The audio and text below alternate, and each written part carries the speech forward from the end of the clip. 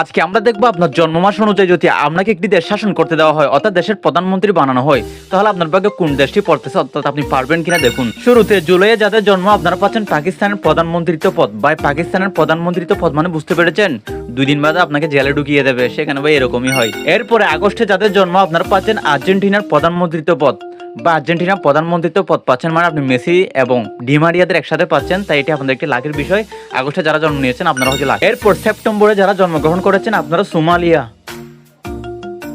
Somalia এটি হচ্ছে জলদস্যুদের একটি দেশ। গত বছর এপ্রিলের একটি বাংলাদেশের জাহাজও সোমালিয়ার কিছু মানুষ চুরি করেছিল, মনে আছে আপনাদের? ওদের জলদস্যু বলে ভাই, জলদস্যু। এরপর অক্টোবরে যাদের জন্ম আপনারা হচ্ছেন ইতালির প্রধানমন্ত্রিত্ব পদ। ইতালির প্রধানমন্ত্রিত্ব পদ মানে কি মনে করেছেন? এটি হচ্ছে ইউরোর ভান্ডার।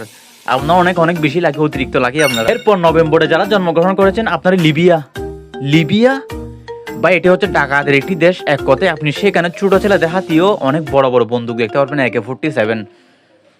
ভাই কোন দিন টপকে যান কোনো গ্যারান্টি নেই, একটু হুঁশিয়ারে থাকবেন, অর্থাৎ বি অ্যালার্ট। এরপর ডিসেম্বরে যারা জন্মগ্রহণ করেছেন আপনারা USA, অর্থাৎ ডোনাল্ড ট্রাম্পকে সরিয়ে আপনাকে বসানো হবে, আপনার ডলারের ভান্ডার পাবেন। থ্যাঙ্কস। তো এখান থেকে আপনার ভাগ্যে কোনটি পড়েছে অবশ্যই কমেন্ট করে জানাবেন এবং ভিডিও শেষে আমার চ্যানেল সাবস্ক্রাইব করবেন।